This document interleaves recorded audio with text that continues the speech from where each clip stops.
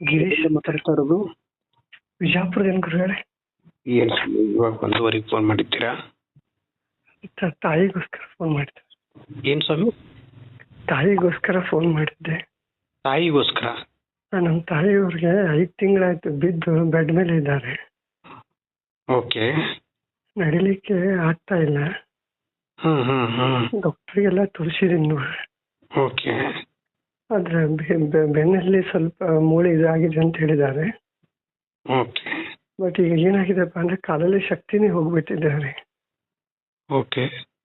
But ನಾನು ಮನೆಯಲ್ಲಿ ಕೂಡ ಗುರುಗಳ ಮನೇಲಿ ಬೃಂದಾವನ ಇದೆ ರಾಯರ್ದು, ಅದನ್ನ ಸೇವೆ ಮಾಡ್ತಾ ಇದ್ದೀನಿ. ಮತ್ತೆ ಪರಿಮಳ ಗ್ರಂಥ ಇಟ್ಕೊಂಡಿದ್ದೀನಿ.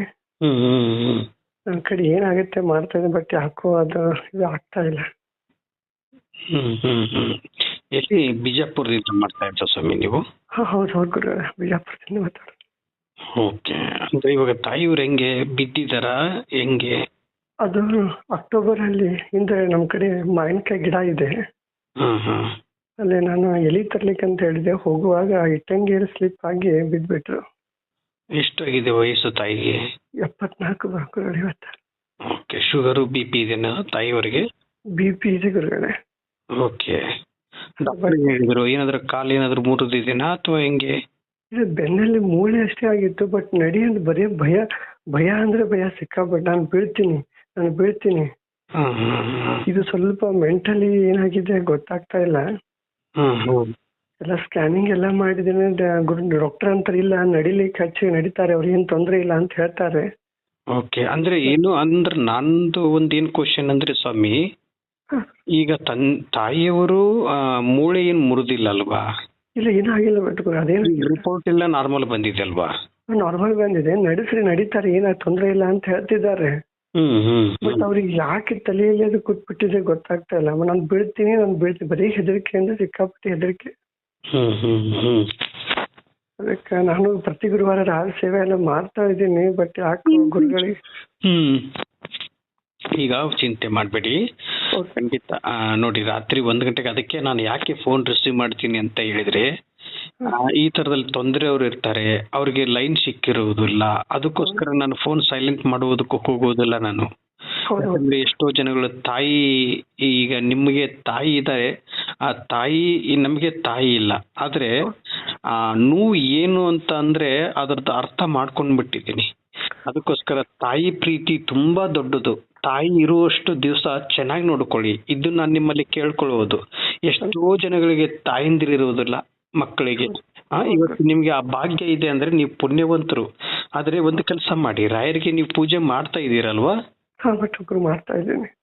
ಪೂಜೆ ಮಾಡಿ. ನೀವೇನ್ ಮಾಡ್ಕೊಂಡಿರೋದು ಸ್ವಾಮಿ?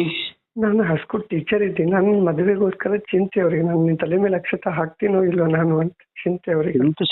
ಚಿಂತಿಸ್ಬೇಡಿ. ಎಷ್ಟು ಇವಾಗ ನಿಮ್ಗೆ ಏಜು? ಈಗ 42 ನಡೀತಾ ಇದೆ. 42? ಯಾಕೆ ಇನ್ನೂ ಮದುವೆ ಆಗಿಲ್ಲ ಸ್ವಾಮಿ ನೀವು? ನಾವು ಬ್ರಾಹ್ಮಣ ಕಮ್ಯುನಿಟಿ ನಮ್ಮ ಗುರುಗಳೇ. ಭಾಳ ಗೌರ್ಮೆಂಟ್ ಜಾಬ್ ಇಲ್ಲ, ಯಾರು ಕೊಡ್ಬೇಕು ನಿನಗೆ ಹಾಗೆ ಹೀಗೆ ಅಂತಾರೆ. ಇವಾಗ ಯಾವ್ದು ನೀವು ಇವಾಗ ಗೌರ್ಮೆಂಟ್ ಜಾಬ್ ಮಾಡ್ತಾ ಇದ್ದೀರಾ? ಟೀಚರ್ ಅಂದ್ರೆ? ಪ್ರೈವೇಟ್ ಅಲ್ಲೇ ಇದ್ದೀನಿ ಗುರುಗಳೇ ನಾನು. ಯಾರ ಮೇಲೆ ನಂಗೆ ಹಾರಿ ಸರ್ವಸ್ವ, ಯಾರ ಮೇಲೆ ಭಾರ ಹಾಕಿದ್ದೀನಿ. ನನಗೆ ಹಾರಿ ತಂದೆಯನ್ನು ಕಳ್ಕೊಂಡಿದ್ದೀನಿ, ತಾಯಿನ ಮಾತ್ರ ಆರಾಮಾಗಿರ್ಬೇಕು ಅನ್ನೋದೊಂದು ಆಸೆ ನನಗೆ ಅಷ್ಟೇ. ಪಾಪ ಅವ್ರು ಆರಾಮಿದ್ದು ತಿಂದುಕೊಂಡು ಆರಾಮಿದ್ರೆ ನನಗೆ ಬಹಳ ಖುಷಿ. ಅದು ನನ್ನ ನಂಬರ್ ಹೆಂಗ್ ಸಿಕ್ತು ಸ್ವಾಮಿ ನಿಮಗೆ? ಬಾಬಾ ಗುರುಗಳೇ ದಯವಿಟ್ಟು 1.5 ತಿಂಗಳಿಂದ ಟ್ರೈ ಮಾಡ್ತಾ ಇದ್ದೀನಿ ನಾನು ನಿಮಗೆ. ಸಿಕ್ಕಿದ್ರೆ ಇವತ್ತು ರಾರು ಪೂಜೆ ಮಾಡಿ ಇವತ್ತೇ ಪ್ರಾರ್ಥನೆ ಮಾಡಿದ್ದೆ. ರಾರ ಮುಂದೆ ಸಂಜೆ ಭಜನೆ ಮಾಡಿದ್ದೆ. ತೊಟ್ಲು ಸೇವೆ ಎಲ್ಲ ಮುಗಿಸ್ಕೊಂಡು ರಾರು ಇವತ್ತು ಎನಿ ಕಂಡೀಷನ್ ಗುರುಗಳದ ನಂಬರ್ ಸಿಕ್ಕರೆ ಬಹಳ ನನಗೆ ಸಂತೋಷ ಆಗತ್ತೆ. ಇವತ್ತೇ ಸಿಕ್ತು ನಿಮ್ದು. ಅಯ್ಯೋ ಸ್ವಾಮಿ, ನಾನು ಗುರುಗಳಲ್ಲ, ದೇವರಲ್ಲ, ನಾನು ನಿಮ್ಮಾಗೆ ಮನುಷ್ಯನೇ. ಯಾಕಂದ್ರೆ ರಾಯರ್ನ ಪೂಜೆ ಮಾಡ್ಬೇಕು ಅಷ್ಟೇ. ರಾಯರ್ನ ಭಕ್ತಿಯಿಂದ ಪೂಜೆ ಮಾಡಿದ್ರೆ ನಿಮ್ಗೆ ಖಂಡಿತ ಅನುಗ್ರಹ ಮಾಡೇ ಮಾಡ್ತಾರೆ. ನಿಮ್ಮ ತಾಯಿ ನಿಮ್ಮ ಮದುವೆ ವಿಚಾರದಲ್ಲಿ ಒಂದು ಮೈಂಡಲ್ಲಿ ನಿಮ್ಮ ತಾಯಿಯವರ ಮೈಂಡಲ್ಲಿ ಕುಳಿತುಕೊಂಡ್ಬಿಟ್ಟಿದೆ, ನನ್ನ ಮಗನಿಗೆ ಮದುವೆ ಆಗಬೇಕು ಅಂತ ಹೇಳಿ. ಅದಕ್ಕೆ ನಿಮ್ಮ ತಾಯಿ ಆಸೆಯನ್ನು ಈಡೇರಿಸಿ ಖಂಡಿತ ನಿಮಗೆ ಒಳ್ಳೇದಾಗುತ್ತೆ. ಆದ್ರೆ ಒಂದು ವಿಚಾರದಲ್ಲಿ ನಾನು ಒಂದು ವ್ರತವನ್ನು ತಿಳಿಸಿಕೊಡುತ್ತೇನೆ ನಿಮಗೆ. ಆ ವ್ರತದಲ್ಲಿ ಪೂಜೆ ಮಾಡಿ 9 ವಾರ ನೀವು ಮನೆಯಲ್ಲಿ ಎಷ್ಟು ಜನ ಇದ್ದೀರಾ ಸ್ವಾಮಿ? ನಾನು, ತಾಯಿ, ಅಣ್ಣ, ಅತ್ತಿಗೆ ಇದ್ದಾರೆ, ಮಗು ಇದೆ ಅವ್ರಿಗೊಂದು. ಓಕೆ. ಇವಾಗ ಪೂಜೆ ವ್ರತವನ್ನು ಯಾರು ಮಾಡ್ತಾರೆ? ನಾನೇ ಮಾಡ್ತಾ ಇದ್ದೀನಿ ಗುರುಗಳೇ. ನೀವು ಮಾಡ್ತೀರಲ್ವಾ? ಹಾ ಹೌದು ಗುರುಗಳೇ. ಆಯ್ತು. ನನಗೆ ಇವತ್ತರ ಯಾಕಂದ್ರೆ ರಾತ್ರಿ 1:30 ಆಗಿದೆ ಇವಾಗ. ಓಕೆ ಬೆಳಗ್ಗೆ ನಾನು ನಿಮ್ ನಂಬರ್ ನೋಟ್ ಮಾಡ್ಕೊಂತೀನಿ ಇವಾಗ. ಓಕೆ ಗುರು. ಬೆಳಿಗ್ಗೆ ನಾನು ನಿಮಗೆ ಫೋನ್ ಮಾಡ್ತೀನಿ ಸ್ವಾಮಿ. ನಾನು ಫೋನ್ ಮಾಡೋದು ಡೌಟ್, ನೀವು ಮಾಡಿ ನಿಮ್ ನಂಬರ್ ನಾನು ನೋಟ್ ಮಾಡ್ಕೊಂತೀನಂತ. ಹೌದಾ ಹೌದು ಸಂತೋಷ. ಆದ್ರೆ ಬಿಡುವಿದ್ದಾಗ ನಾನೇ ನಿಮಗೆ ಕರೆ ಮಾಡ್ತೀನಿ. ಅಕಸ್ಮಾತ್ ನನ್ನ ಲೈನ್ ಸಿಗ್ಲಿಲ್ಲ ಅಂತ ಹೇಳಿದ್ರೆ ವಾಟ್ಸಪ್ ಅಲ್ಲಿ ಮೆಸೇಜ್ ಹಾಕಿ, ಅದನ್ನ ನೋಡ್ಕೊಂತೀನಿ. ನೋಡ್ಕೊಂಡಾದ್ರೂ ಕರೆ ಮಾಡ್ತೀನಿ ನಿಮಗೆ. ನಾ ಬೃಂದಾವನಕ್ಕೆ ನಮಸ್ಕಾರ ಅಂತ ಕಳ್ಸಿದ್ದೆ ಗುರುಗಳೇ ನಿಮಗೆ ನಾನು. ಹೌದಾ? ಯಾವಾಗ? ಬಹಳ ದಿವಸದಿಂದ, ಸುಮಾರು ಒಂದು 20 ದಿವಸ ಹಿಂದೆ ಕಳಿಸಿದ್ದೆ. ಇರ್ಲಿ. ಯಾಕಂದ್ರೆ ಒಂದು ನೋಡಿ, ನಾನು ಮೊನ್ನೆ ಡೆಲ್ಲಿಗೆ ಹೋಗಿದ್ದೆ. ಡೆಲ್ಲಿಗೆ ಹೋಗಿ ಬಂದಂತ ಸಂದರ್ಭದಲ್ಲಿ ಸುಮಾರು ಜನ ಕರೆ ಮಾಡಿದ್ದಾರೆ. ನನ್ನ ತಾಯಿಂದಿರು, ಅಣ್ಣ ತಮ್ಮಂದಿರು, ಅಕ್ಕ ತಂಗಿಂದಿರು. ಅವ್ರು ಎಲ್ಲರಿಗೂ ಉತ್ತರ ಕೊಡ್ಬೇಕಲ್ವಾ? ಯಾಕಂದ್ರೆ ಎಷ್ಟು ಜನಗಳು 40,000 ಫೋನ್ ಬಂದಿದೆ ನನಗೆ. ಹೌದು ಗುರುಗಳೇ, ನೀವು ಸಾಕ್ಷಾತ್ ಕಲಿಯುಗದಲ್ಲಿ. ಅಯ್ಯೋ, ಅದು ದೊಡ್ಡ ಮಾತು ಸ್ವಾಮಿ. ಯಾಕಂದ್ರೆ ಗುರುಗಳು ಇರುವುದು ಒಬ್ರೆ, ಗುರು ರಾಘವೇಂದ್ರ ಸ್ವಾಮಿ ಅವರು. ನಾನು ನಿಮ್ಮ ಹಾಗೆ ಮನುಷ್ಯನೇ. ಸರಿ ಗುರುಗಳೇ. ಖಂಡಿತ ನಾಳೆ ಬೆಳಿಗ್ಗೆ ನಾನು ನಿಮ್ಗೆ ಫೋನ್ ಮಾಡ್ತೀನಿ, ಚಿಂತಿಸಬೇಡಿ. ನಿಮ್ಮ ತಾಯಿ ಬೇರೆ ಅಲ್ಲ, ನನ್ನ ತಾಯಿ ಬೇರೆ ಅಲ್ಲ. ನಿಮ್ಮ ತಾಯಿನೇ ನನ್ನ ತಾಯಿ. ನಿಮ್ಮ ತಾಯಿಗೆ ಹುಷಾರಾಗ್ಬೇಕು ಅನ್ನುವುದೇ ನನ್ನ ಆಸೆ ಇರುವುದು. ನಿಮ್ಮ ತಾಯಿ ನಡೆದಾಡಬೇಕು, ನಿಮ್ಗೊಂದೆರಡು ಅಕ್ಕಿ ಕಾಳು ನಿಮ್ಮ ತಲೆ ಮೇಲೆ ಹಾಕಬೇಕನ್ನುವುದೇ ತಾಯಿಯವರು ಇಚ್ಛೆ ಆಗಿರುತ್ತೆ. ಅವ್ರ ಆಸೆಯನ್ನು ಇಟ್ಕೊಂಡಿರ್ತಾರೆ.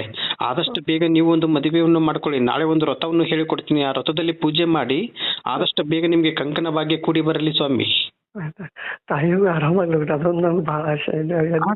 ಆಗತ್ತೆ. ನಿಮ್ಮ ತಾಯಿಯವರು ಹುಷಾರಾಗೇ ಆಗ್ತಾರೆ, ಖಂಡಿತ ಹುಷಾರಾಗ್ತಾರೆ. ನಿಮ್ಮ ತಾಯಿಯವರಿಗೆ 100 ವರ್ಷ ಸುಖ, ಶಾಂತಿ, ನೆಮ್ಮದಿ, ಆಯುಷು ಕೊಟ್ಟು ಕಾಪಾಡಲಿ ಅಂತ ಹೇಳಿ ಗುರು ರಾಘವೇಂದ್ರ ಸ್ವಾಮಿಯವರ ಪಾದವನ್ನು ಹಿಡಿದು ನಾನು ಕೇಳುತ್ತೇನೆ. ಅವರು ನನ್ನ ತಾಯಿ. ಇವತ್ತೇನು ನೀವು ನನಗೆ ಕರೆ ಮುಖಾಂತರದಲ್ಲಿ ತಿಳಿಸ್ತಾ ಇದ್ದೀರಲ್ಲ, ಇವತ್ತಿಂದ ಅವರು ನನ್ನ ತಾಯಿಯವರು. ನನ್ನ ತಾಯಿ ಹುಷಾರಾಗ್ಲಿ ಅಂತ ಹೇಳಿ ನಾನು ರಾಯರಲ್ಲಿ ಪೂಜೆ ಮಾಡ್ತೀನಿ, ಚಿಂತಿಸಬೇಡಿ. ನಿಮ್ಗೆ ಕರೆ ಮಾಡ್ತೀನಿ. ಪೂಜ್ಯಾಯ ರಾಘವೇಂದ್ರಾಯ ಸತ್ಯಧರ್ಮ ರಥಾಯ ಚ ಭಜತಾಂ ಕಲ್ಪವೃಕ್ಷಾಯ ನಮತಾಂ ಕಾಮಧೇನುವೆ.